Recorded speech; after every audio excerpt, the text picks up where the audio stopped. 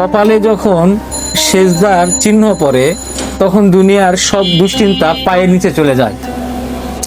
একবার এসে দেখুন না ভাই আপনার রবের কাছে, মসজিদে কত শান্তি ভাই, নামাজে কত শান্তি রয়েছে, নামাজে কত শারীরিক উপকার রয়েছে।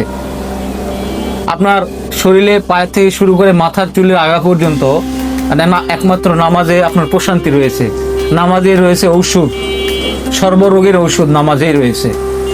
আসুন না ভাই, একটু হাত জোর করি ভাই, সবার মনটা একটু গলান, একটু চিন্তা করি যে নামাজ আমার হলো না, আজকে সারাদিন জোহর হলো না, আসর হলো না, মাগরিব হলো না, ইশা হলো না, কোনো নামাজই হলো না, কোনো আল্লাহর কাছে কোনো নামাজে সেজদা দিতে পারলাম না। আসুন না ভাই, একটু চেষ্টা করি ভাই। আমার কথা দ্বারা হয়তো বা নাও হতে পারে, তবে আমি চেষ্টা করে যাব সবাইকে নামাজের দাওয়াত দিতে। এতে আমার ভিউ হওয়ার কোনো আশা নেই, আমার ইনকাম করার কোনো আশা নেই। আমার কথা দুজন মানুষ শুনুক, এতে একজন শুনুক, দুজন শুনুক, আমার তেমন ভিউ হওয়া নাই ভাই, তেমন ভিউ নেই আমার।